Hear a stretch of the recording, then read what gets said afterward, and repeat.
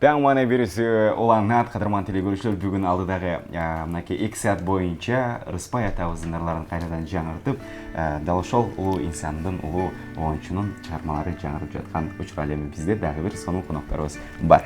Тааныштырып өтсөк, Кыргыз Республикасынын эмгек сиңирген артисткасы Самара Каримова жана ошондой эле иниси көптөгөн эл аралык сынактардын жеңүүчүсү Сагынбек Каримов. Саламатсыздарбы? Кутмадыңыздар менен, келиптирсиздер. Кубанычтабыз сиздерди көргөнүбүзгө. Таңкы манайыз абдан сонун. Бүгүн таң ыртты, саат 5-тен турганбыз, даярданып, жасанып, ырларды кайталап дегендей ушундай элибизге жакшы маанай тартуулап келип калдык. Албетте бизди көрүп жаткан көрөрмандарга деле эфир аркылуу салам жолдоп коелу. Күнүңүздөр ийгиликтүү өтсүн. Бүгүн эшикте аба ырайы абдан сонун, анткени бир апапак кар жааса, бүгүн ушундай улуу талант Рыспай атабыздын Абдыкадыров чоң композитордун бүгүн туулган күнү. Андыктан ушундай улуу инсандын туулган күнүндө ушундай чоң таланттар, эзелтен кыргыз элинен көп таланттар чыккан. Ушундай таланттар чыгышса мен чын жүрөктөн тилектешмин. Ошондой эле иним экөөбүз дагы бүгүн бир канча эфирлерге барып, буюрса сиздердин куттуу студияңыздарга келип калдык. Эң соңку кош келиптирсиздер дагы жаламак. Самара айым, сиз дагы ошол улуу обончунун ырларын жаңылап, экинчи өмүрүн берип аткарып жүрөсүз да. Баягы жөн эле аткарып калбасаңыз керек, өзүнчө албетте бир себеби бар.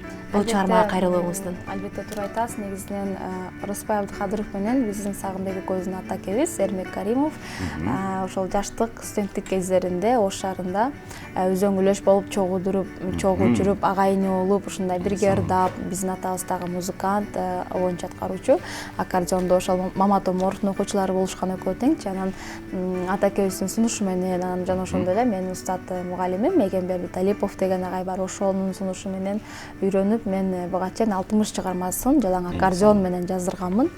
Ал эми Сагынбек болсо деле өзү кичинекейинен ошол биринчи атам үйрөтсө, кийин көптөгөн мугалимдерден сабак алып, эл аралык сыйлыктардын лауреаты Играй гармонь деген, анан Кыргызстандагы дагы көптөгөн сыйлыктардын ээси Мамат Оморов атындагы сыйлыктын лауреаты. Эми иним жөнүндө тааныштырып коеюн деп жатам да, анткени эфирдеги биздин көрөрмандар эми мен жөнүндө азыр көптөр билип жүрөт. Ал эми Сагынбек болсо ушул Оштогу Ниязалы Борошов атындагы окуу жайда окуйт. Биз 8 бир тууганбыз, 7 кыз. Анан орусча айтканда единственный неповторимый бир иним бар. Эң кичүүсү, эң сулуусу, эң кичинекейибиз. Ошол иним дагы буюрса чыгармачылыкка аралашып жатат. Жакшы. Чыгармачылыкка аралашканда эле ошол Рыспай Абдыкадыров атабыз колуна алган аккордеон менен баштаптырсыз да. Эмне себеп болду? Кичинеңизден эле бул аспапты колуңузга алдыңызбы? Кичинекейибизден айта кетсем, биздин үйүбүзгө көптөгөн таланттуулар Асаналы Керимбаевден баштап Токон Эшбаевга чейин Жолболду Алыбаев ашталарым үйгө барган. Мен кичинекей анда 7-8 жашта болчумун. Ошондо барып ойной албасам дагы кызыгып, ошондо мага доо берип кетишкен. Ушундай сен дагы бизге окшогон академист бол деп ошондон кызыгуум башталып, Лелек район, Баткен областынын Лелек районунда Исфана шаарында 5 жыл музыкальный мектепте окуганмын, Абылкасым Асаров агайда. Аны аяктап, ийгиликтүү аяктап, азыр Ош шаарында Ниязалы Борошов атындагы музыкальный училищада 4-курста устатым Жаныбек Ботобековичтин колунда окуп жатам. Билим алабыз. Ошол улуу классиктерибиздин батасын алып, ошолордун таасири аркында мынакей желпиятты колуңузга кармап алыптырсыздар. Анда Самара эже, Сагынбек мырза, сиздерден бир музыкалык чыгарма сураналы. Албетте жакшы болот. Анда ошол бүгүн бир Рыспай деп, Рыспай атабыздан сөз болгондон кийин Махабатты урматтап деген чыгармасы менен ырдап берейин. Бул керемет чыгарманын сөзү Илгиз Гилязиденовдуку.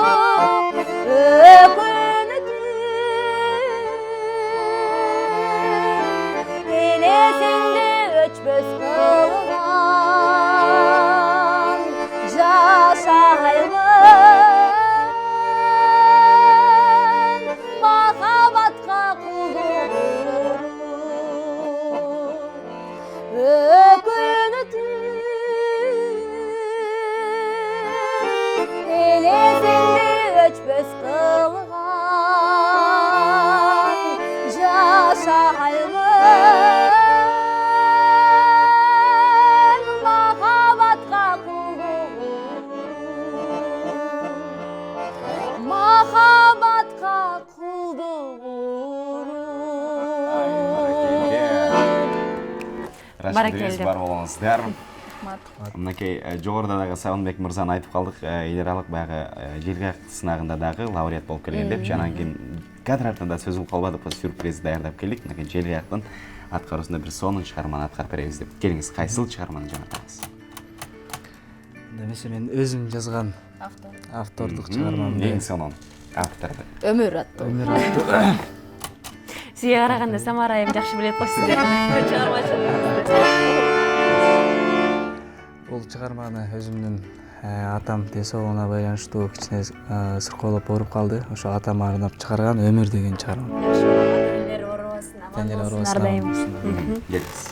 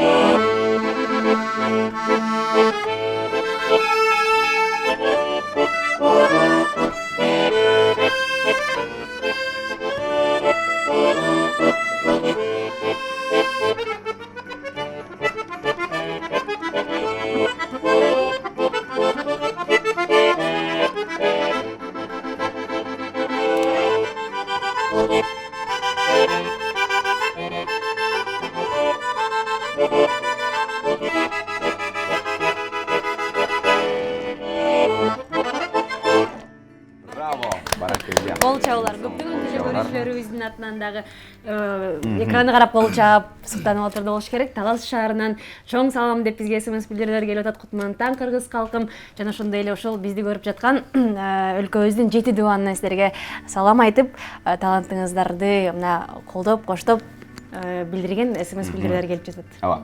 Самара эжекебизди элдин баары билет. Мынакей Ырыспай атабыздын дагы чыгармаларын эң көп аткарган ырчы катардагы баарыбыз жумура журтка маалымсыз. Анан бүгүн басымды элиңизге көбүрөөк жасайлы деп чечип турабыз да. Анан кийин туура айтасыз. Мен да ошону Сагынбек мырза, желгак тартуу өзүнчө бир түйшүк болсо, сиз өзүңүздүн автордук дагы чыгармаларыңыз бар экен да. Анан кийин сурануулар дагы болуп атат. Дагы бир сиздин аткарууңузда бир чыгарма болсо. бир чыгарма ыр болсун, Келиңиз.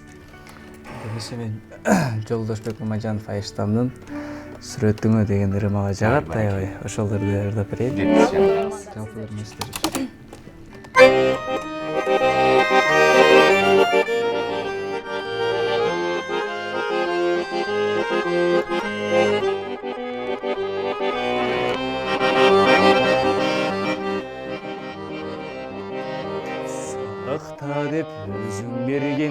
кыргыз сүрөт сакталуу ошол бойдон менде жүрөт тиктешиң тамашалап турганыңды неге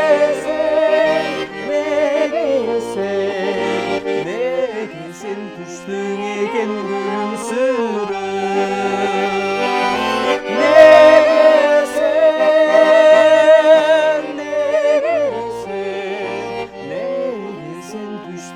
egen gülümsürüp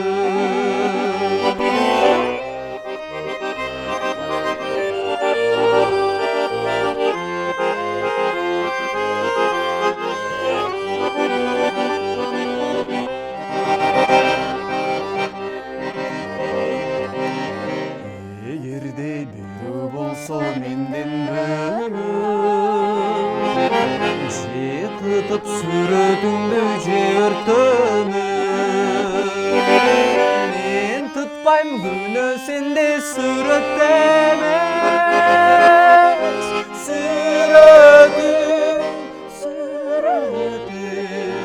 Сүрөтүң жүрө берсин күлүмсүрөп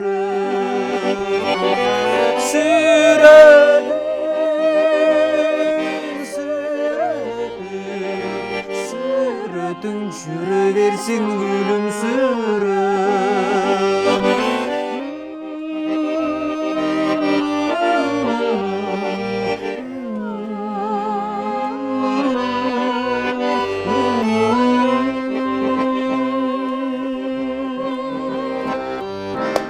Баракелде. Талантыңыздарга таазим. Мынакей Самара эжебизди аябай таланттуу инсан катары билип, калкыбыз кадырлап турса, иниси дагы андан өткөн чоң талант экенин баары көрүп отурду болуш керек. Анда эмесе ырашып биребиз, урматтуу коноктор, атайын убактыңыздарды бөлүп, биздин дагы убактыбыз аягына чыгып баратат. Рыспай агайыбыздын чыгармачылыгына арналган 2 сааттык берүүбүз аягына келип жетти. Биз сиздер менен коштошобуз. Мен дагы бир ирет айтып өтсөм, Кыргыз Республикасынын эмгек сиңирген артисткасы Самара Каримова жана иниси Сагынбек Каримов бүгүн бизде конокто болуштуп. Чоң рахмат сиздерге. Бар болуңуздар. Биз болсо кийинки эфирлерден амандашканча сиздер менен коштошобуз. Күнүңүздөр ийгиликтүү жана көңүлдүү болсун. Көрүшкөнчө.